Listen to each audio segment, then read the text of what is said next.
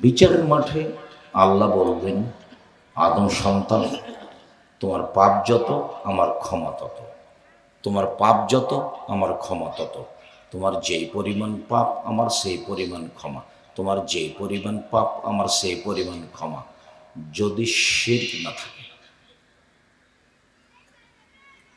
প্রত্যেক দিন আল্লাহ তাআলা আকাশ থেকে নেমে আসেন রাতের 3 ভাগের 2 ভাগ পার হওয়ার পরে। প্রত্যেক রাতে পৃথিবীতে যখন যেখানে রাতের 3 ভাগের 2 ভাগ পার হয়, তখন তিনি আকাশ থেকে নেমে আসেন পৃথিবীর সব মাটিতে। প্রথম আকাশে নেমে এসে তিনি বলেন, তোমরা কিছু চাও কি? চাও, চাইলে দেব। তোমরা কিছু আমাকে বলো কি? বলো, শুনব। তোমরা আমার কাছে ক্ষমা চাও কি? চাও, ক্ষমা করে দেব। মিয়াদুনি ফাস্তাজিব লাহু, যে আমাকে ডাকে আমি তার ডাকে সাড়া দিব। মায়াসলনে ফাউতিয়াহু, যে চাই যা চায় তাকে তাই দিয়ে দেব। মায়াস্তাক ফেরনি ফাগ ফেরালাহু, যে আমার কাছে ক্ষমা ভিক্ষা চায় তাকে আমি ক্ষমা করে দেব। ফজর পর্যন্ত বলতে থাকেন। আমি তখন ঘুমিয়ে, আপনি তখন ঘুমিয়ে। এটা মানাই না। মুখখান চুপটি করে থাকেন কেন? কিছু বলেন না কেন? মানলাম ইয়াসালিল্লাহ একজাব আলাইহে, যে ওর কাছে চায় না তার উপরে ও অসন্তুষ্ট হয়, আর যে চাই তার উপরে খুশি হয়। ঠিক বলেছ, আমি তো দিতে পারি। বলো, আরো বলো, আমি তো দিতে পারি। চাইলে খুশি হয়, না চাইলে বেজার হয়। তার নাম আল্লাহ। তো আল্লাহর সাথে জড়িত পাপ ক্ষমা নেওয়া সহজ, মানুষের সাথে জড়িত পাপ ক্ষমা নেওয়া সহজ নয়। যেমন জেনা মহাপাপ, মহাপাপ। রাসূল সাল্লাল্লাহু আলাইহি সাল্লাম বলছেন, অবিবাহিত ছেলে মেয়ে যদি জেনায় লিপ্ত হয় তাহলে তাকে 100 লাঠি পিটিয়ে এলাকা থেকে 1 বছরের জন্য তাড়িয়ে দিতে হবে। তিনি বলেন, আসাইবু বিসাইবার রাজম, বিবাহিত ছেলে মেয়ে যদি জেনায় লিপ্ত হয় তাহলে তাকে ইট ঢেল পাথর দিয়ে মেরে মেরে মেরে ফেলতে হবে। বিবাহ করার পরে জেনায় লিপ্ত হলে তার বেঁচে থাকার কোনো পথ নেই। এর পরেও যদি তার বিচার না হয়, সে যদি আল্লাহর কাছে ক্ষমা চায় তাহলে আল্লাহ তাকে ক্ষমা করে দিবেন। তিনি গফফার, ক্ষমা করার জন্য প্রতীক্ষমান আছেন।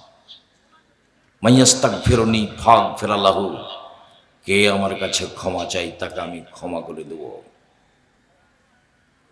যতবার ক্ষমা চাইবে ততবার আমি ক্ষমা করে দেব।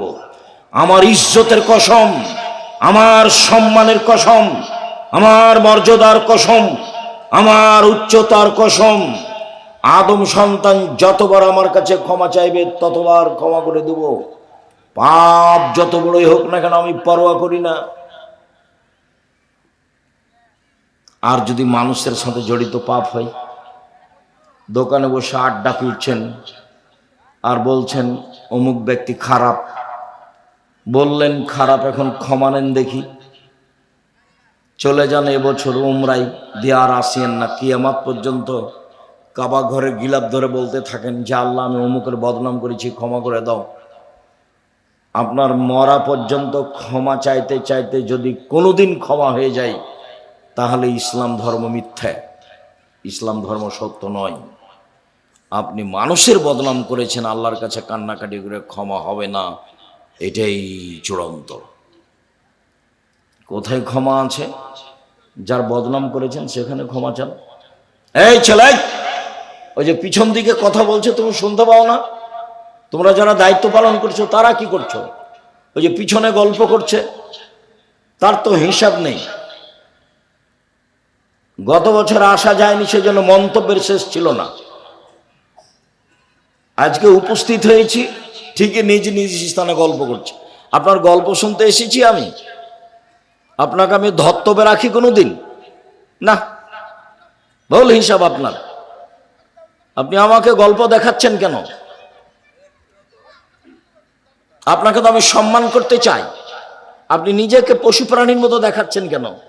বুঝেও বুঝে না ওরা, অন্তর আছে বুঝে না, দেখেও দেখে না ওরা, চক্ষু আছে দেখে না, শোনেও শোনে না ওরা, কান আছে শোনে না। উলায়েকা কালা আনাম, তারা পশু প্রাণীর মতো, তারা গরু ছাগলের মতো, তারা কুকুর শ্রীর মতো, ভালো মজাল বরং তার চেয়ে খারাপ। কি বুঝাতে চান আপনি? এই কথা তো আমি বলিনি। জাতির যদি রাস্তাঘাট করে দিতে না পারি, জাতির যদি স্কুল কলেজ করে দিতে না পারি, জাতিকে চূড়ান্ত সঠিক ধর্ম দিতে পারবো ইনশাল্লাহ। ধর্মের ব্যাপারে জাতিকে ফাঁকি দিয়ে পরকাল হারাতে রাজি নই, এই হিসাব কোনোদিন করি না। আপনাকে রূপক কিছু শোনাতে হবে এটা আমার কোনোদিন প্রয়োজন হয়নি, আর আপনাকে হিসাব করে আমাকে দুটা কথা বলতে হবে এরকম প্রয়োজন আমার জীবনে কোনোদিন হয়নি। 90 সাল থেকে মাঠে আছি, 90 সালে যেভাবে ছিলাম আজও ওইভাবেই আছে আলহামদুলিল্লাহ।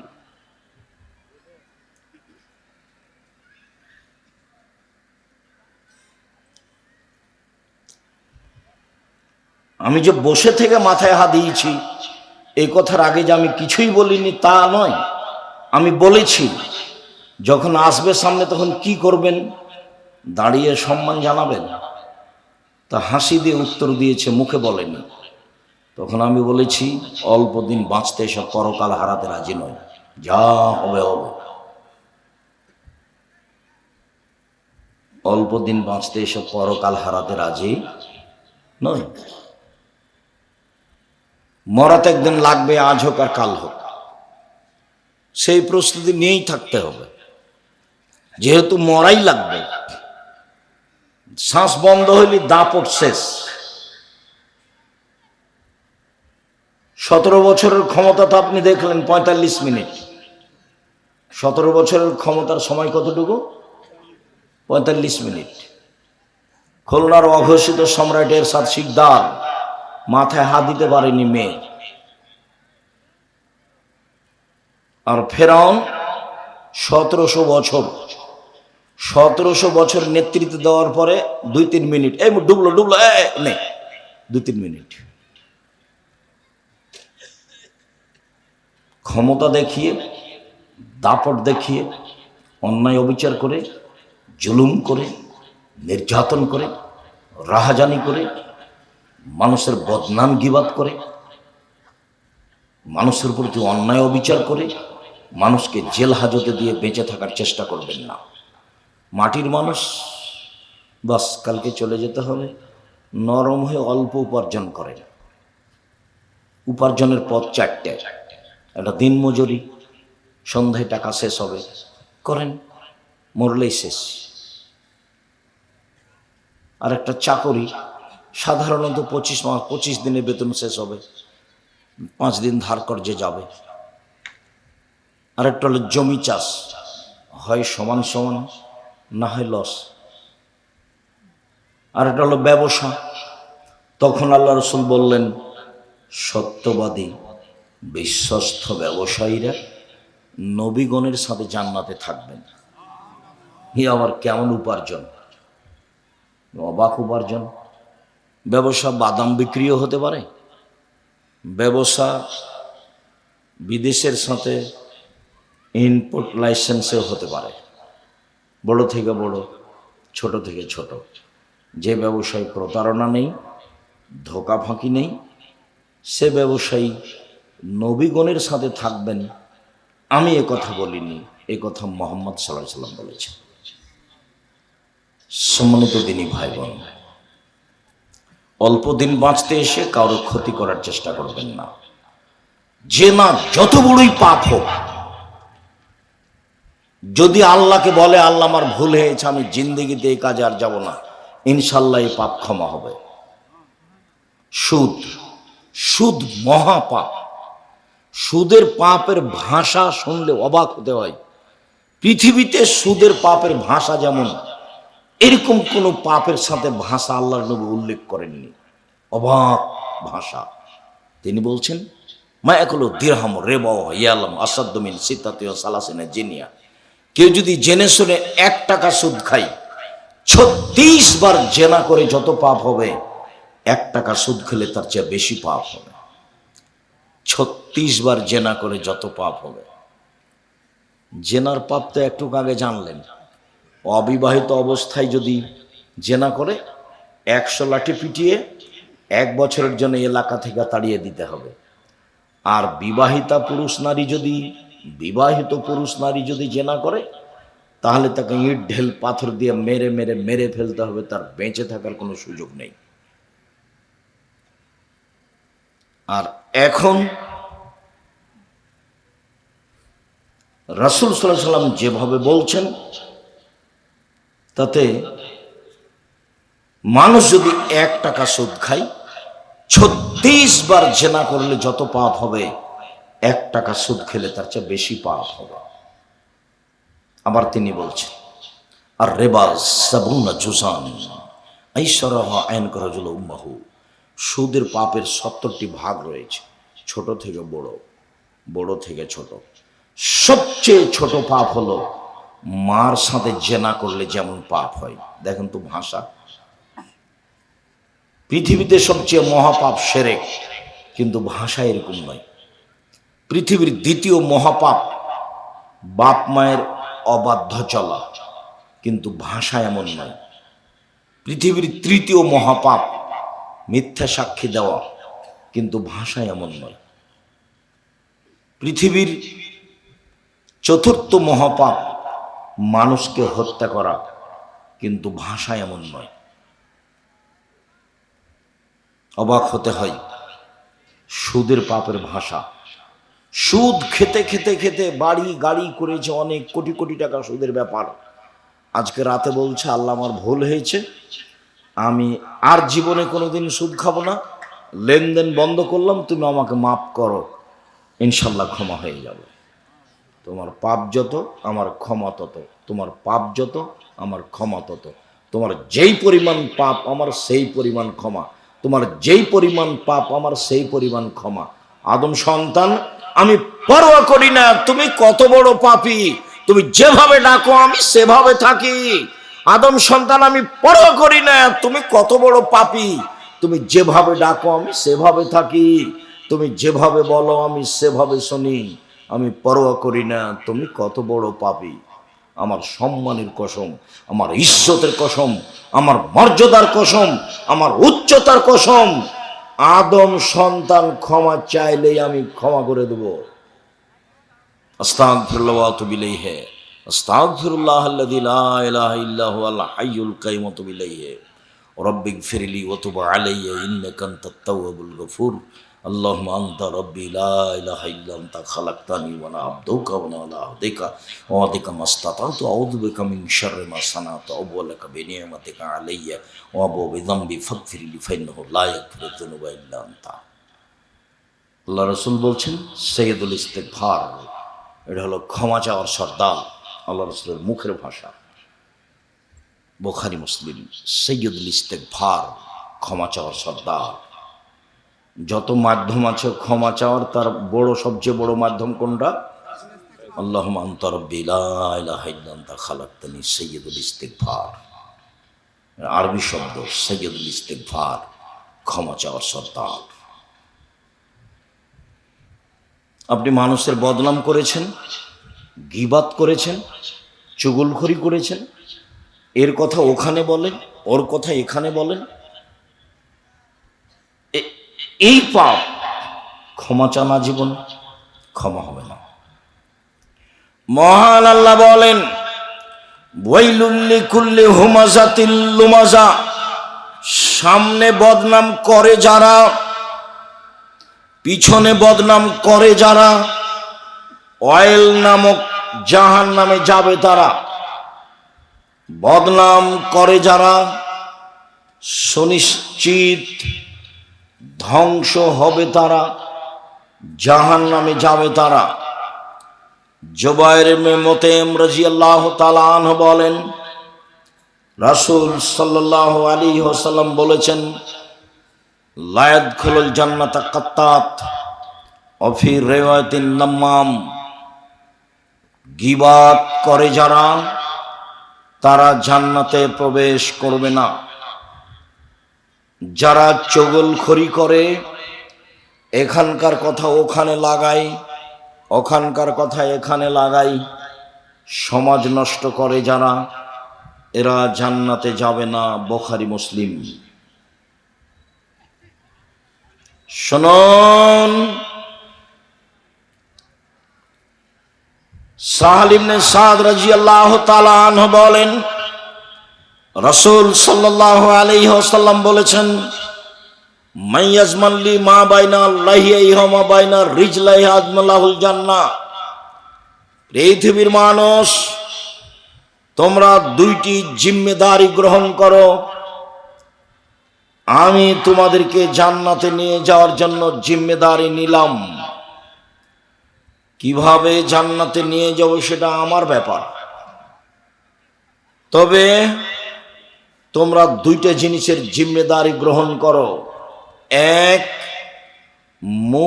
মুখে গীবত করো না। দুই, জেনায় লিপ্ত হইও না। বিচারের মাঠে আমি বাকিটুকু দেখে নেব কিভাবে জান্নাতে নিয়ে যাওয়া লাগবে। বুখারী মুসলিম।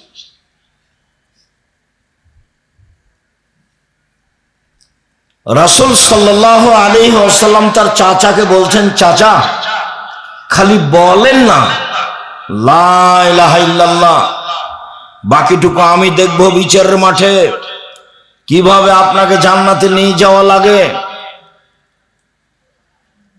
পাশে আবু জাহাল এরা বসেছিল। তারা বলল, আবু তালেব, মরার কালে ধর্ম ত্যাগ করবেন, কিয়ামত পর্যন্ত আপনার নামে বদনাম থেকে যাবে। আবু তালেব মরার সময় ধর্ম ত্যাগ করেছে। আবু তালেব শেষ পর্যন্ত বলল, ভাতিজা, আমি তোমার কথা গ্রহণ করতে পারলাম না। কিছুদিন পরে চাচা মারা গেল। আলী রাদিয়াল্লাহু তাআলা আনহু এসে বললেন, আপনার চাচা মারা গেছে। আল্লাহর নবী বললেন, যাও, ওকে নিয়ে গিয়ে মাটি খুঁড়ে গর্ত করে মাটিতে পুঁতে দাও। তার জানাজা হবে না, তার গোসল হবে না, তার কাফন দাফন হবে না। পৃথিবীতে মুহাম্মদ সাল্লাল্লাহু আলাইহি সাল্লামকে ভালোবাসার লোক তার চাচার চেয়ে পৃথিবীতে কেউ ছিল না। কেউ যদি দাবি করে সেটা মিথ্যা দাবি হবে। পৃথিবীতে তার আশ্রয়স্থল ছিল, তাই আশ্রয়স্থলই ছিল তার চাচা। চাচাকে একটা কথা বলেছিলেন, চাচা, লা ইলাহা ইল্লাল্লাহ বলেন, বাকিটুকু আমি দেখব কি করা লাগে। তার চাচা এটা গ্রহণ করেননি। মরার পরে খবর পেয়ে তিনি বললেন, যাও, তাকে মাটিতে পুঁতে দাও। তার জানাজা হবে না, তার গোসল হবে না, তার কাফন দাফন হবে না। আমি মুহাম্মদ সাল্লাল্লাহু আলাইহি সাল্লাম তার জন্য ক্ষমা চাইতে পারবো না। আমি আমার মায়ের জন্য ক্ষমা চাওয়ার অনুমতি চেয়েছিলাম, হয়নি। আমি আল্লাহকে বলেছিলাম আমার মায়ের জন্য ক্ষমা চাইতে পারি। আল্লাহ আমাকে বললেন, না। আমার মায়ের কবর দেখতে যেতে পারি? হ্যাঁ, যেতে পারে। ইব্রাহিম আলাইহিস সালাম তার পিতার জন্য ক্ষমা চেয়েছিল, হয়নি। বিচারের মাঠে ক্ষমা চাইবেন, হবে না। শিরক করে মরে বিচারের মাঠে জান্নাত হবে না, শিরক মহাপাপ। রাসূল সাল্লাল্লাহু আলাইহি সাল্লাম বলেন, মান ইয়াজমান লি মা বাইনা লাহিয়াইহি ওয়া মা বাইনা রিজলাইহি আজমালাহুল জান্নাহ। যে ব্যক্তি মুখের জিম্মেদারি নিবে, যে ব্যক্তি লজ্জা স্থানের জিম্মেদারি নিবে, আমি মুহাম্মদ সাল্লাল্লাহু আলাইহি সাল্লাম তাকে জান্নাতে নিয়ে যাওয়ার জিম্মেদারি নিলাম। রাসূল সাল্লাল্লাহু আলাইহি সাল্লাম বলেন, ইজমানুল সিত্তান মিন আনফুসিকুম আজমালাকুল জান্নাহ। পৃথিবীর মানুষ, তোমরা 6টা জিনিসের জিম্মেদারি নাও, আমি তোমাদের জান্নাতে নিয়ে যাওয়ার জিম্মেদারি নিলাম। এক, অসদুকা ইযা হাদ্দাসতুম, কথা বললে সত্য কথা বলো। ওয়াউফি ইযা ওয়া'আদতুম, মানুষের সাথে ওয়াদা করলে পূর্ণ করো। অদ্দু ইযা উতুমিনতুম, আমানত রাখা হলে তা দিয়ে দাও, আত্মসাৎ করো না। 4, আহফাজু ফরুজাকুম, জেনায় লিপ্ত হয়েও না। কিভাবে জান্নাতে নিয়ে যাও সেটা আমার ব্যাপার। গুজ্জু আবসারাকুম, চক্ষু নিচু করে চলো। হাট বাজার মহিলা দিয়ে পূর্ণ, চক্ষু নিচু করবেন কিভাবে? বাপ তো পশু প্রাণীর মতো দিন কাটায়, স্বামীর গায়ে তো রক্ত বলে কোনো জিনিস নাই, সবই পুজ। পাপ যত বড়ই হোক, আল্লাহর সাথে জড়িত পাপ হলে ক্ষমা সহজ। দেখুন, একদা ইবলিস বলছে, রব্বি ইজ্জাতিক, হে আমার প্রতিপালক, তোমার সম্মানের কসম, তোমার আদম সন্তানকে আমি পথভ্রষ্ট করবই যে কোনো মূল্যে। লা আযালু বিআন্নাল ইনসানা মাদামাত আরওয়াহুম ফি আজসাদিহিম, যতদিন পর্যন্ত তার দেহে শ্বাস থাকবে আমি তাকে ভুল পথে নিয়ে যাব। মানুষ যদি অসুস্থ হয়ে বিছানে পড়েও থাকে, চলতে পারে না, হাত পা নেই, মুখ আছে, তার জাহান্নামের পথও আছে। বিছানে পড়ে থেকে মুখে বলছে ও মুখ খারাপ। ইবলিস বলছে যে আদমের ছেলেমেয়ের দেহে যতদিন শ্বাস থাকবে ততদিন তাকে আমি ভুল পথে নিয়ে যাব যাব যাব। ও কিভাবে জান্নাতে যায় তা আমি দেখে ছেড়ে দেব। ঘটনাটা ছিল, আল্লাহ বললেন, ইয়া ইবলিস মা হামালাকা আল্লা তাসজুদা মা খালাকতু লিমা খালাকতু বিয়াদাইয়া, আমি যাকে নিজ হাতে সৃষ্টি করলাম তাকে সিজদা করতে তোমাকে কে নিষেধ করলো? আমি যাকে নিজ হাতে সৃষ্টি করলাম আদমকে, তুমি তাকে মেনে নিলে না কেন? তো বলছে যে খালাকতানি মিন নার ওয়া খালাকতাহু মিন তিন, আপনি তাকে আমাকে সৃষ্টি করেছেন আগুন দিয়ে আর তাকে সৃষ্টি করেছেন মাটি দিয়ে, আমি তাকে কেমনে মেনে নিই? সে হচ্ছে নিম্নমুখী আর আমি হচ্ছে ঊর্ধ্বমুখী। আমি তো আদমকে মেনে নিতে পারি না। তখন আল্লাহ বললেন যে ইন্নাকা রাজিম, তুমি বিতাড়িত, আমার দয়া রহমত থেকে সরে যাও। তখনও বলল, ঠিক আছে, আমার একটা কথা শোনেন। কি? আমাকে বেঁচে থাকার সুযোগ দিতে হবে ইলা ইয়াউমিল কিয়ামা, কিয়ামত পর্যন্ত। তখন আল্লাহ তাআলা বললেন, ঠিক আছে, মেনে নিলাম, ইলা ওয়াক্তিম মালুম, একটা নির্ধারিত সময় পর্যন্ত তোমাকে সময় দিয়ে দিলাম।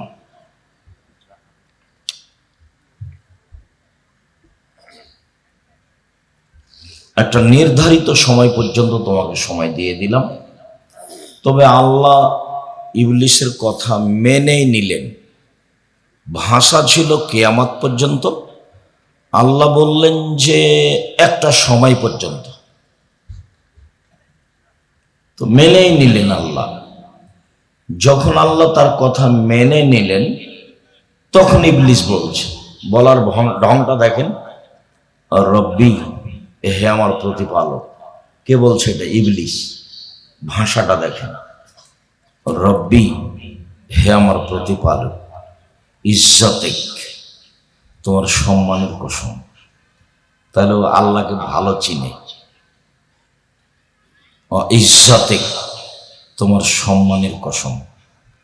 আমি একটা কথা বলি, লা আযালু বিআন্নাল ইনসানা মাদামা তারহুম ফি আজসাদিহিম, আদম সন্তানের দেহে যতদিন শ্বাস থাকবে আমি তাকে জাহান্নামের পথে নিয়ে যাব যাব যাব। তোমার সম্মানের কসম করে বলছি। তার মানে হাত নাই, পা নাই, বিছানে পড়ে আছে 10 বছর থেকে, কিন্তু জাহান্নামে যাওয়ার পথ আছে তার কাছে।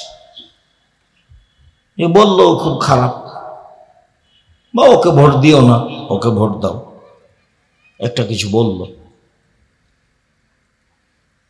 তখন আল্লাহ বলছেন, ইবলিস ওয়া ইজ্জাতি ওয়া জালালি ওয়া ইরতিফায়ে মাকানি, আমার সম্মানের কসম, আমার ইজ্জতের কসম, আমার মর্যাদার কসম, আমার উচ্চতার কসম, লাগফিরান্না লাহুম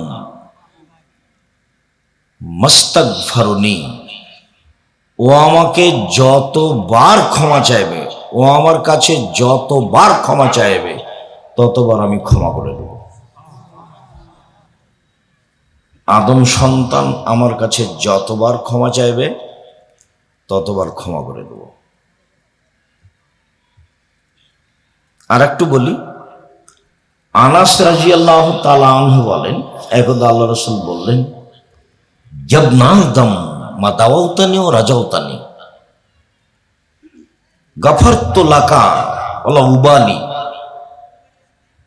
আদমের ছেলে মেয়ে শোনো, আল্লাহ বলছে, তোমরা যেভাবে ডাকো আমি সেভাবে থাকি, তোমরা যেভাবে শোনো বলো আমি সেভাবে শুনি, তোমরা যেভাবে ডাকো আমি সেভাবে থাকি, তোমরা যেভাবে বলো আমি সেভাবে শুনি। ক্ষমা চাইলে ক্ষমা করে দিই, আমি পরোয়া করি না তোমরা কত বড় পাপী, আমি পরোয়া করি না তুমি কত বড় পাপী, তুমি যেভাবে ডাকো আমি সেভাবে থাকি। আদম সন্তান শোনো, লাউ বালাগাত জুনুবুকা আনানাস সামায়ে, তোমার পাপ বেশি হতে হতে হতে যদি আকাশে লেগে যায়, এরপরে যদি তুমি আমার কাছে ক্ষমা চাও, গাফারতু লাকা ওয়ালা উবালি, আমি তোমাকে ক্ষমা করে দেব, আমি পরোয়া করি না তুমি কত বড় পাপী, আমি পরোয়া করি না তুমি কত বড় পাপী, তুমি যেভাবে থাকো, তুমি যেভাবে ডাকো আমি সেভাবে থাকি, তুমি যেভাবে ডাকো আমি সেভাবে থাকি, আমি পরোয়া করি না তুমি কত বড় পাপী। বিচারের মাঠে আবার আল্লাহ আসবেন সব আদম সন্তানের সামনে, এসে বলবেন, জব নাদম লা আতাইতুকা বিকুরাবিল আরজি মাগফিরাতান, তুমি যে পরিমাণ পাপ নিয়ে উপস্থিত হয়েছো, আমি সেই পরিমাণ ক্ষমা নিয়ে উপস্থিত হয়েছি। বিচারের মাঠে তোমাদের পাপ আকাশ জমিন পরিপূর্ণ। শোনো, তোমার পাপ যত আমার ক্ষমা তত, তোমার পাপ যত আমার ক্ষমা তত, তোমার যে পরিমাণ পাপ আমার সেই পরিমাণ ক্ষমা, তোমার যে পরিমাণ পাপ আমার সেই পরিমাণ ক্ষমা, যদি শিরক না করে থাকো। এইটা কথা বিচারের মাঠে বলবেন, দুনিয়াতে এই কথা বললেন না। বিচারের মাঠে যখন ক্ষমা করবেন তখন বলবেন, যদি পাপ না শিরক না করে থাকো। শিরক মহাপাপ। যদি বাংলাদেশে বাঁচার কোনো পথ নেই, শিক্ষা প্রতিষ্ঠান হিসাবে আরো বাঁচার পথ নেই। কেননা বাংলাদেশের ইতিহাসে বা বাংলাদেশের মাটিতে এমন কোনো ছেলে জন্ম নেয়নি এ যাবৎ যার একটা মুখের গান বাংলাদেশের ছেলে মেয়েরা তাদের স্কুল কলেজে বলবে, এটা বাঙালিদের জন্য দুঃখজনক ব্যাপার। বাঙালিদেরকে ঠাকুরের গান চয়ন করতে হয়েছে, অথচ ঠাকুর বাঙালিদের শত্রু, ঠাকুর মুসলমানের শত্রু, ঠাকুর ঢাকা বিশ্ববিদ্যালয়ের শত্রু, ঠাকুর জাতির শত্রু। ভারত বাংলাদেশ পাকিস্তানের লোক যেদিন ইংরেজদের হাতে নির্যাতিত, সেদিন ঠাকুর লন্ডনে মুচ পাকায়। সেই ঠাকুরের গান আমার ছেলে মেয়ে বলে। আমি আব্দুর রাজ্জাক বিন ইউসুফ দেহে শ্বাস থাকাকালীন ঠাকুরের গান বলতে দেব না, বলবো না ইনশাল্লাহ। দেখি কতদিন টিকে থাকতে পারি। ঠাকুরকে আমি যত ঘৃণা করি পৃথিবীতে, আমি তত ঘৃণা কাউকে করি না।